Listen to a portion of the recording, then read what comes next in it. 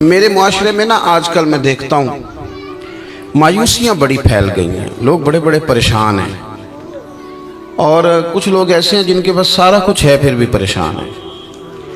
آزمائشوں نے ہمیں گھیر لیا ہے، جگہ جگہ ہم تکلیف میں ہیں، آزمائش میں، اور میں دیکھتا ہوں کہ وہ ڈپریشن اتنا زیادہ ہے، انجانا سا خوف ہے، پتہ نہیں کیا بن جائے گا۔ کچھ لوگ بلا وجہ سہمے ہوئے ہیں، میرے پاس پیسے کوئی نہیں، میں تھوڑا بیمار ہو گیا ہوں، میں کمزور پڑ گیا ہوں۔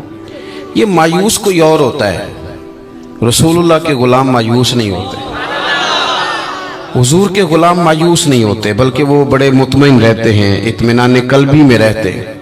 وہ تو معاشرے کو اطمینان دیتے ہیں، سکون کی دولت آگے بانٹتے ہیں۔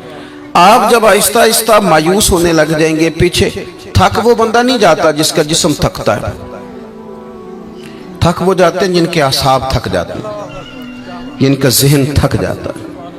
جو لوگ فکری طور پہ کمزور پڑ جاتے ہیں نا، میں بیمار ہوں تو شاید کبھی تندرست نہیں ہوں گا، میں کمزور ہوں، غریب ہوں تو پتہ نہیں کبھی امیر نہیں ہوں گا، میں پتہ نہیں مطلب پیچھے میں نے رہنا ہے، یہ میرے ساتھ کبھی کوئی شاید وفا کرے گا ہی نہیں، ہم نا ذہنی طور پہ تھک جاتے ہیں۔ رسول کریم علیہ السلام نے جو چیز ہمیں سب سے زیادہ دی ہے وہ امید کی دولت ہے، امید کی دولت۔ امید، کبھی امید نہ ٹوٹنے پائے ہماری۔ اچھا سوچیں، اچھا گمان کریں، آنے والے وقت کے بارے میں خیر کی امید رکھیں۔ حضور مبشر ہے، خوشخبری دیتے ہیں۔ ہمیں نبی پاک صلی اللہ علیہ وسلم نے اٹھ کر جینے کا طریقہ بتلایا، حضور نے ہمیں خوش رہنے کے سلیقے بتائے۔ حضرت سیدنا معاذ بن جبل رضی اللہ تعالیٰ عنہ فرماتے ہیں، جب پیارے حبیب علیہ السلام نے مجھے یمن کے لیے بھیجا نا گورنر بنا کے، تو کئی نصیحتیں حضور نے فرمائی تھیں۔ ایک نصیحت حضور نے یہ فرمائی تھی کہ معاذ، لوگوں کو نا نفرت نہ دلانا، انہیں خوشخبریاں دینا، انہیں خوشخبری۔ ہم نے ایک دوسرے کو مایوس کرتے ہیں، او جی چھاڑو توں کتے جا، سارا کھیڑ پیسے دی، تیرے کو پیسے کوئی نہیں، تیرا کچھ بھی نہیں بن سکتا۔ ہم ایک دوسرے کو کہہ رہے ہوتے ہیں سارا پنڈ مار جائے، ماڑے دا بچہ چودھری نہیں ہو سکتا۔ تو یہ آپ کمزور باتیں خود بھی کرتے ہیں، لوگوں کا دل بھی آپ توڑتے ہیں۔ آپ لوگوں کو امید دلائیں، ان کو آگے بڑھنے کا شوق دیں۔ بہت گناہگار آدمی، بہت، میرا مالک جب چاہے، جس کو چاہے، جس وقت چاہے اور جس وقت وہ چاہے، کسی لتھڑے ہوئے کو اٹھائے، توبہ کی توفیق بھی دے اور اپنا قرب خاص بھی عطا فرمائے۔ حضرت ابو درداء رضی اللہ تعالیٰ عنہ فرماتے، میں حضور کی بارگاہ عالی مرتبت میں حاضر تھا، تو نبی پاک صلی اللہ علیہ وسلم نے ہمیں آیت پڑھ کے سنائی، وَلِمَنْ خَافَ مَقَامَ رَبِّهِ جَنَّتَانِ، جو اللہ کے سامنے کھڑے ہونے سے ڈرے گا، رب اسے 2 جنتیں عطا کرے گا۔ تو حضرت ابو درداء رضی اللہ تعالیٰ عنہ عرض کرتے ہیں، حضور وہ بندہ چور ہو، زانی ہو، اور اس نے بڑے بڑے گناہ کیے ہو معاذ اللہ، پھر بھی ڈر جائے تو اللہ 2 جنتیں دے گا، بہت بڑا مجرم ہے۔ یہ کچھ لوگ میری طرح کے ہوتے ہیں نا نیک، وہ کہتے ہیں جنت میں نے جانا ہے، کسی اور کو نہیں جانے دینا، وہ بھی طے کر لیتے ہیں، کہتے ہیں سوال ہی نہیں پیدا ہوتا، یہ تو میرا ذمہ ہے۔ آپ ایسے نہیں کریں، آپ اللہ کی رحمت کو اس طرح مقید نہیں کریں۔ اور ہمارے کئی دفعہ میں نے دیکھا ہے کہ یہ نیک لوگ کسی کے بارے میں بات کر رہے ہوتے ہیں تو وہ اصلاح کی نہیں، وہ یوں لگتا ہے کہ جیسے بڑا حقیر سمجھ کے کسی کو تبلیغ کی جا رہی۔ یہ انداز درست نہیں ہے۔ کیا پتہ کب اللہ تعالیٰ کسی کو کون سا درجہ عطا کر دے اور کہاں اس شخص کو لے جایا جائے۔ تو حضرت ابو درداء رضی اللہ تعالیٰ عنہ نے ہماری یہ مشکل حل کر دی۔ کہتے ہیں کہ میں نے عرض کی، حضور اگرچہ وہ چور ہو، زانی ہو، نالائق ہو، گناہگار ہو، پھر بھی ڈر جائے تو اللہ 2 جنتیں دے گا؟ تو حضور نے فرمایا، ہاں اگر صحیح معنی میں ڈر گیا تو رب 2 جنتیں ہی عطا کرے گا۔ کہتے میں نے دوسری دفعہ عرض کی، حضور چور ہو، بڑا مجرم ہو، پھر بھی ڈر جائے تو 2 جنتیں؟ حضور نے فرمایا ڈر جائے صحیح، جنتیں 2 ہی ملیں گی۔ کہتے میں نے تیسری دفعہ کہا، حضور یعنی وہ جو مایوسی ہے گناہگار آدمی کو کہ میں شاید آگے جا ہی نہیں سکتا، شاید اب بات آگے بڑھ ہی نہیں سکتی۔ حضرت ابو درداء کہتے ہیں تیسری دفعہ عرض کی، حضور اگر بڑا ظالم ہو، ڈر جائے، پھر بھی 2 جنتیں؟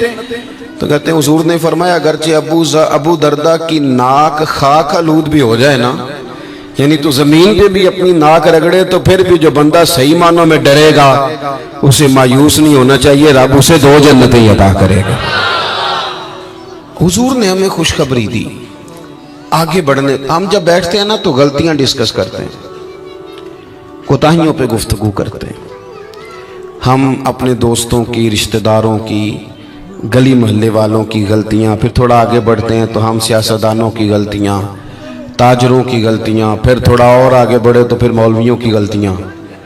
फिर जब हमारा दिमाग चला तो जिस बेचारे आदमी को सही तरीके से कुछ लफ्ज जुमले भी नहीं कहने आते, वो मशाइख की गलतियां नोट कराता फिरता है। बड़ी बड़ी दूर लोग निकल जाते हैं, दूर। आप ये काम नहीं करें। इस तरह तो ये लगेगा कि इस मुआशरे में अच्छा बंदा ही कोई नहीं, सारे लोग ही बुरे। इस तरह तो फिर लोगों का एक दूसरे के बारे में दिल सख्त हो जाएगा, क्योंकि तू मुस्तफवी है, इस्लाम तेरा देश है। हुजूर ने फरमाया ये इलाके हमारे होंगे। हज़रत अबू हुरैरा फरमाते हैं ज़माने बीत गए, हुजूर का विसाल ज़ाहिर हुआ, जनाब सिद्दीक़ अकबर का विसाल, हज़रत उमर के ज़माने में फतूहात हुई, वो कुंजियां आई। फरमाते हैं चाबियां आती थी, लोग कहते थे लो आ गई, तो मैं कहता था आई आ जाए, मिल हमें बड़ी पुरानी गई है, ये हमारे पास ही थी, पुरानी आ गई। उम्मीद का दिया जलाएं, उम्मीद का। और किसी उम्र में भी मायूस ना हो, किसी उम्र में। महमूद गजनवी गुजर रहे थे तो एक बाबा जी ना ज़ईफ बुजुर्ग, वो ना अपने हाथों से पौधा लगा रहे थे, हाथ उनके कांप रहे थे, पौधा लगा रहे। तो वो गुजरे महमूद गजनवी, तो उनको देख के ना तो कहने लगे बाबा जी ये क्या कर रहे, अजान तो नहीं हो रही, अजान सुने। तो मैं ये अर्ज कर रहा था, बुजुर्ग ज़ईफ, राशा भी थारी था, हाथ कामते भी थे।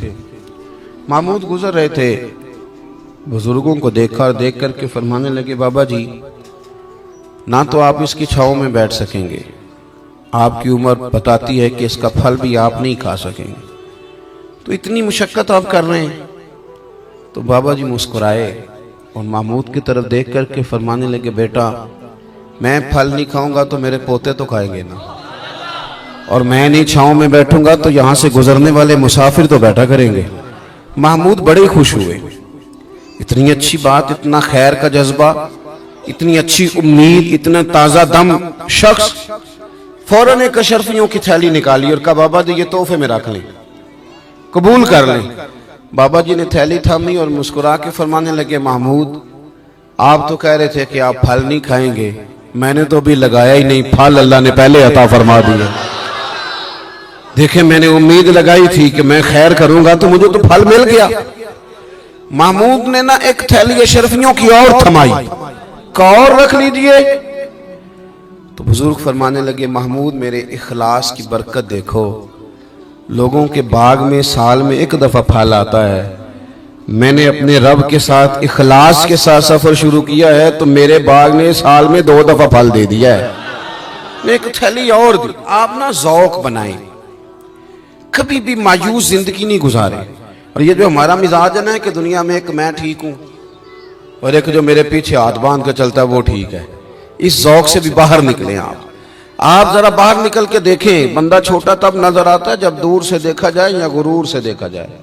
आप करीब जाके लोगों को देखें, लोगों के बारे में अच्छे जज्बात रखें, दिल को नरम करें। क्यों? इसलिए कि मेरे महबूब पाक अलैहिस्सलाम ने फरमाया मेरी सारी उम्मत कभी गुमराही पर जमा नहीं होगी। ये हो नहीं सकता कि सारे लोग खराब हो जाए, ये मुमकिन नहीं। एक बात तो ये, और दूसरी बात मेरे भाई हुजूर ना दाइये इलल्लाह हैं, वदाइयन इलल्लाही बिइज़्निही व सिराजम मुनीरा। हुजूर ने ना हमारा रुख अल्लाह की जानिब मोड़ा है, अल्लाह की जानिब, तौहीद की जानिब, अपनी रिसालत की जानिब।